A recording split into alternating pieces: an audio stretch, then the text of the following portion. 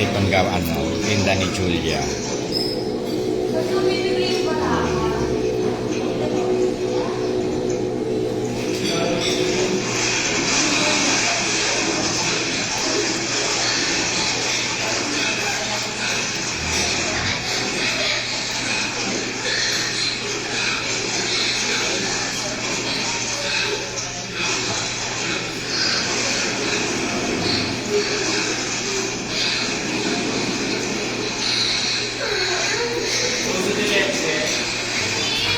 Masarap naman siya. Masarap. Ano ba naman? Gusto nila ito.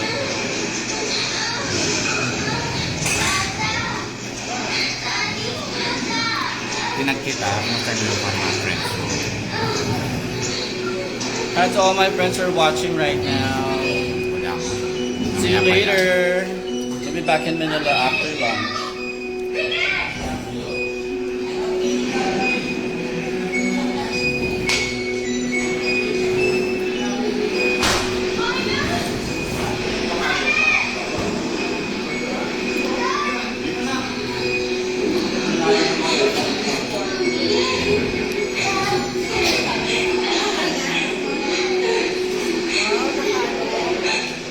Sabi lang ako, pampadami lang na ano. Ito naman okay lang. Nagka-count pa rin yung ano. Ano pala yun na to? No, I'm picture sa bar. Napicture tayo.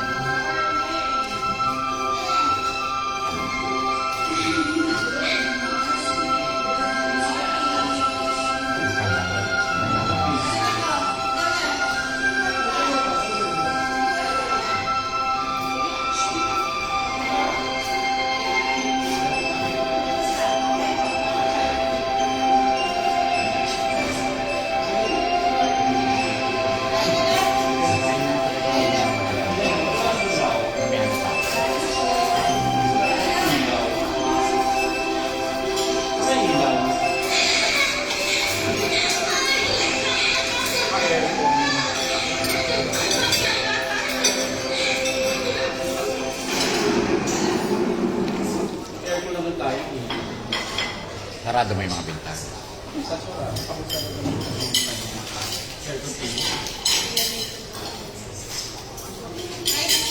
Kain na po. Bon appetit.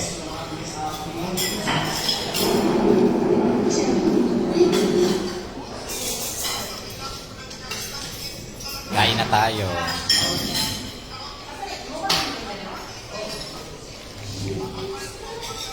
Pakita natin yung pagkain.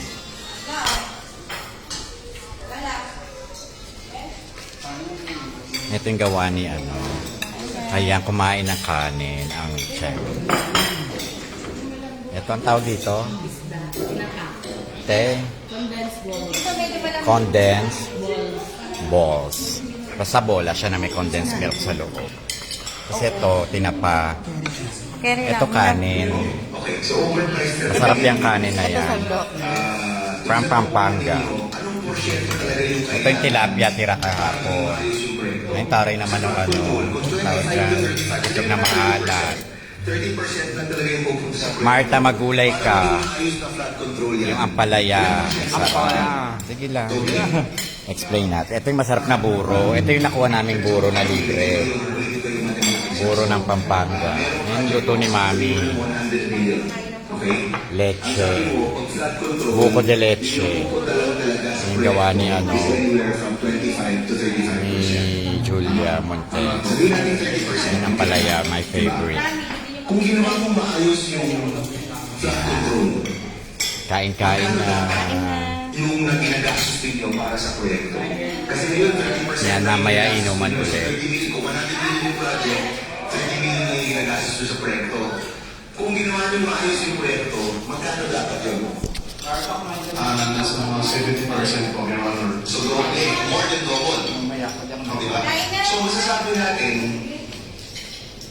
yung budget ng DPW, ito po yung gusto ko tukuyin, yung budget ng DPWH is actually about 30 to 40% overpriced. kung tama yung kung tama, kung lalagay talaga sa tama yung project cost natin, it's about 30% overpriced. Correct? Yes, Your Honor. And that is your personal knowledge po ito bilang isang assistant district engineer for many years, Bryce, no? Tama? Yes po, Your Honor. Okay. Tatanong ko si Secretary doon kasi alam niyo po, sa October 20, mag-uusapan namin ang DPWH budget. Tinanggal na po yung flood control na 200, may nagsasabing 260, may nagsasabing 275 billion. May natitira ba? Hindi po kaya yung natitira ay overpriced pa yun? Secretary, ito po sa nalalanig natin, ha? Your Honor, I think the budget, the amount that is included in the budget is just a provisional amount. If a project says 100 billion, it is up to the implementing office actually to see to it that that project is done properly. What I am hearing now is actually that there are many ways for them to bloat the cost. Kaya overpriced. Kaya siya overpriced. That's why they're overpriced actually, Your Honor. Sino po yung nag-decide dun sa mga budget? Kasi lumalabas po kasi overpriced eh. Di ba? So, in-overprice yan para may spasyo para maghatian. Pero sa sobrang grabe yung hatian, kaya yung budget mismo, Mama Loy, kain na. Madami tayong breakfast today. 50% for non-flood control. Yan, ang palaya. 50% for flood control. So, ibig sabihin, Palaya tayo. yung paglalagay ng Luto presyo niya. ng mga proyekto, may problema. Doon pa may problema. Tama, Secretary. Yes, Your Honor. I think the district engineering offices has a threshold authority up to 150 million. So it's actually the authority.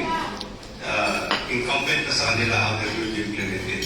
Kain na. Nasa kanila po yan, pero hindi po ba Sarap yung ng sinisip palaya. ng central office ng DPWH? At least during your time, Secretary. No? If Secretary is over here, I will ask you the same question, pero wala po siya dito.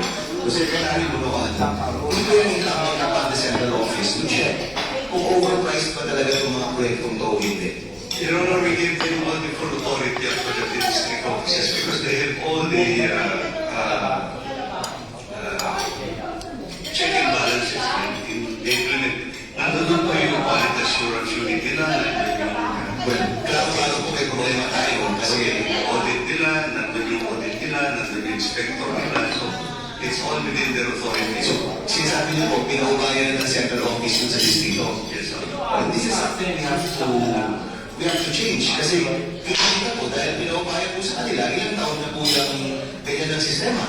Bryce, ilang taon na ganito yung sistema ninyo sa pagkakaalam? Wala po nung dumating si Boss Henry Alcantara sa office namin. 2019 po. 2019 po. So, 6 na taon.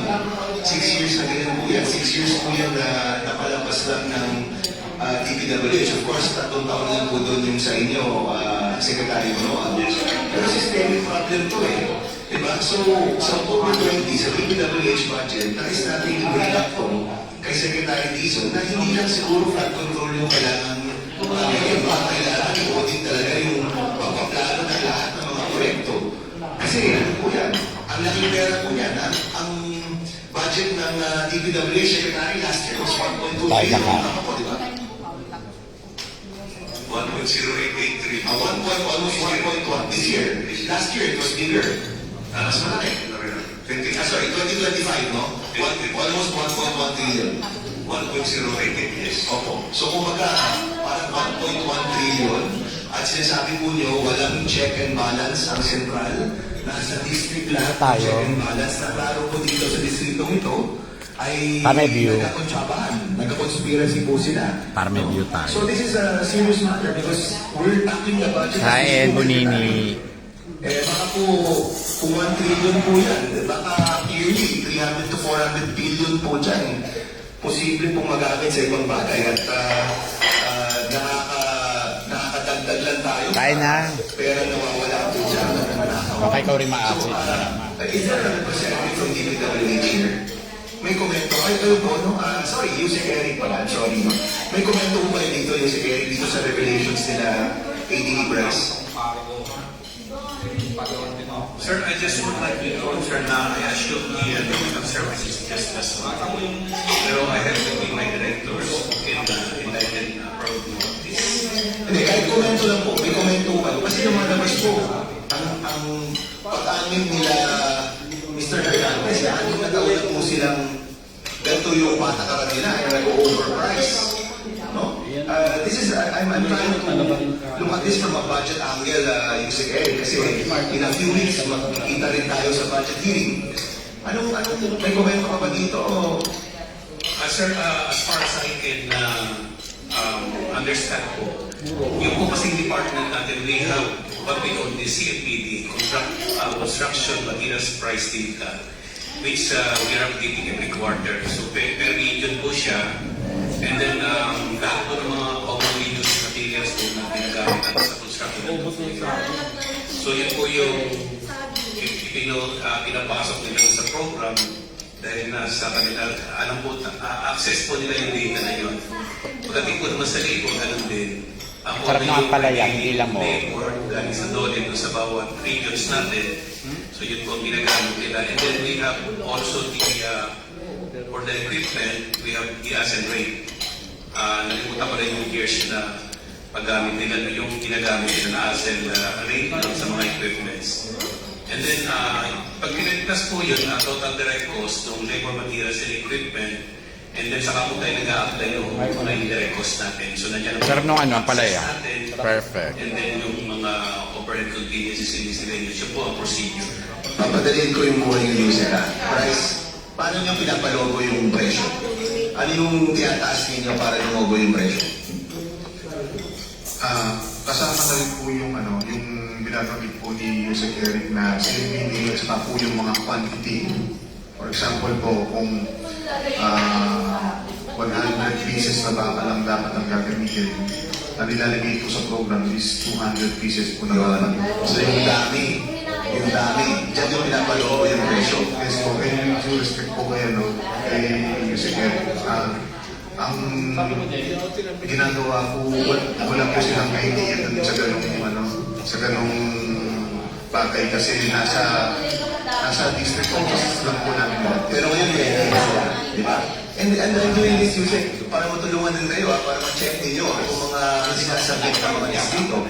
So, ang style ninyo, Bryce, itataas mo yung quantity. Tama po, as per instructions namin, ganun po ang gagawin Yung namin. presyo ng mga items, yung presyo ng mga permission. Sige. yung presyo ng mga items o mga materials, tinataas nyo rin. Tara pala magkamay. Yung mga importante, for example po sa may flood control, yung sheet pipe po, hindi po totoo nagiging canvas yan. Meaning, for example po, ang presyo lang talaga niya is 30 pesos per kilo. May mga ibang bagay po na pinapakarga sa atin dyan. For example, lalagyan po natin yan ng holy fee. So, yung 30 pesos po, 40 pesos Magugas per mamaya. kilo. Napakalaking Dora, ikaw magugas mamaya. adjustment po yun sa presyo Gang. ng material. Tumod na malapit sa So, pagkain. bawat materials, magkakaroon ng paraan para mataas yung presyo. Sabi ko, tumod na malapit sa pagkain. Sa presyo Sarap mismo ba? ng mga items. Tama po yun. Actually, nahulog yung palaya Parang kanina. may porsyentuhan. Pero at the end, Oo. kulang pa rin. Kasi maganda yung view. O sige, diyan ka na makita mo naman. Itaas nyo na nga, tapos ang standard pa. Your Honor, Kami lang yung view mo. Actually, hindi po siya substandard. May iba naman. May iba naman. Galit-galit Asawa muna. niya. Galit-galit.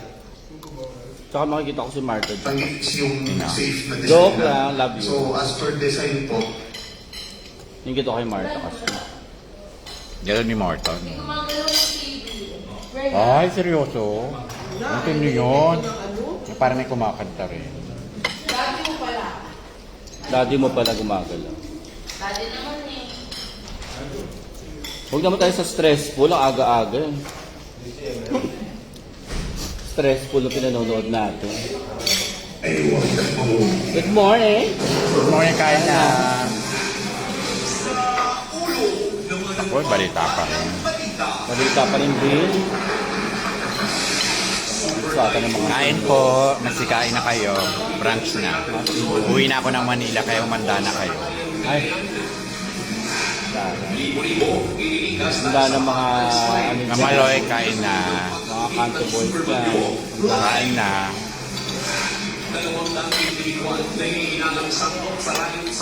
Ay nako, riot na naman. Manawagan ng malakas na protesta, posible manong nagsimula sa internet. Mga nasa likod, dinudugis Ay na. nako. Mga napaulat na pagsira at pag-tamper ng ilang tauhan ng DPWH na sa mga dokumento may kinalaman sa sinasabing Ala? at control Ano kagad? ng Commission for Infrastructure. Problematic na po kayo ng Ilang celebrities sumama sa marchang kontra sa nalabas na korupsyon. Mga customers ng isang restaurant pwede makipagkulitan sa mga asong sa kuyed sa tipong level up ng bayan. Alamin sa KBYN Special! Hugasan ko ng pinggan, tapos fry na. Hugasan ko ng pinggan ko, tapos hindi ko na tayo. Hindi ko na tayo. Mauna ka na. Dead mo na to the world.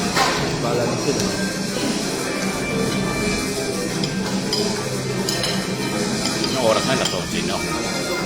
Kaya ka naman tayo mali. Akalo ko nga kagabi, mga dinigis man lang. Halo ka no? Ano ko mga ganun? Eh wala ka naman din. Ako gusto ko magligpit. Kaya lang, di pa sila tapos. Hindi. Hindi naman tayo nabuli. Iligpit naman natin yung dapat natin iligpit sa gabi.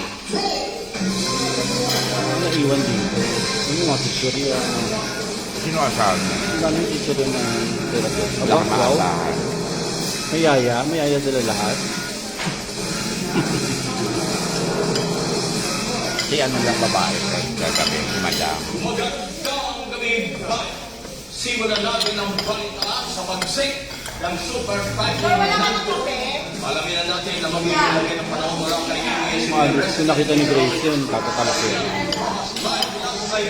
Grace Man, Matino. Okay. Hindi nyo nakita eh. At bakit tinatawag itong Super Taiwan?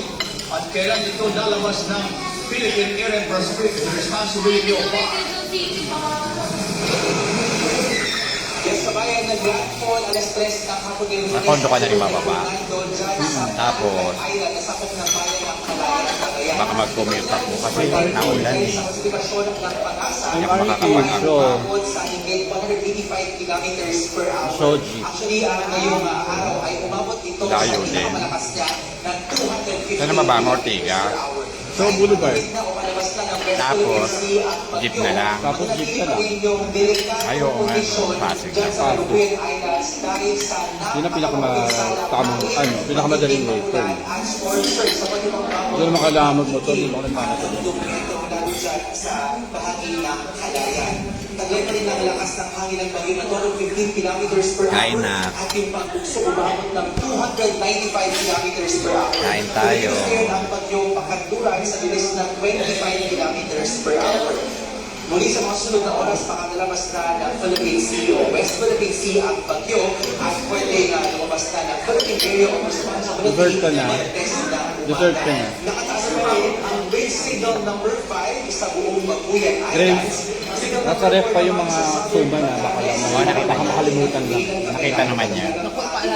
Si ano rin, si Gordon, sinabihan na ni Mami. Nilagay na sa ano, cooler. Dami namang yellow eh. Lagay lahat yung yellow. Yung mga bilog-bilog. Tatong lahat. Lagay lang sa cooler tapos bumalik. Meron pa, Niligpit lang yun. Niligpit lang yata. Niligpit lang yun. Hindi, si Rolly nag-ligpit. Ang ilang bahagi ng La Union. At sila number 1 pa sa Martega Quirino. Ngayon din sa may Kain na. bahagi ng Nueva Vizcaya at Benguet. Batong lango na to. Pangasinan, Aurora, Nueva Ecija, Bulacan, Tarlac, Pampanga, Diyos ko, balik naman sa regular na. kasama na ang Yung pusa ko, bakit hindi pinakain ng nanay ko? Manganganak pa naman. Mami naman, abilidad naman yung mga pusa. Bakit natal na yung mga ano. Ganun nga yung inaano problema ko, magkakalkal. Yung isa pa naman, magnanakaw, yung buntis. Ilocos Region, Maguyan at Northern Ang kakalkalin lahat. Kaya yung basura namin laging out. Nanay ko pa naman. Minsan din tinatakpan. Pala siya. Kaya pagdating ko doon, baho na naman. Sa bundok ng bagyo at habagat sa Ilocos, Cordillera, Cagayan Valley, San Luzon, Calabarzon at Mindoro. Mananatili po mataas ang Yung mga titira dyan ng mga magkapatahan. May mamaloy. Sa ibang bahagi ng Ito sa staff. Martes ng umaga hanggang tapos Kung kakainin. Negros, Kung hindi. Juicy sila. Peninsula at muli na rin sa hapon sa Central Visayas at Season ka. Pakain na yung mga lalo sa Bukidnon. pakain Or di pa sila, di ba? security. Lalaki. Wala na panik na yung mamaya. Yung tinula na panis, sayang. Kahit kukunin yung manok. Hindi maano ito ka. Isa. Pag-iisahin sa patis yun, di ba? Kain na mamaloy, kain na. Sila ng Northeastern Regional. Sa Ay, sorry. Oh my God. pumasok na ito ng Yan na lang. araw ng Martes at gabi itong maging bagyo. Malamig yan, nilabas ko yun. Meron pa ba na Bukin ng bagong bagyo ang Bicol Central Luzon area bago mag-uwi. Parang hindi mo kinain yung buro na niluto. Alin? Pero kumain ng buro. Tulikman ko lang.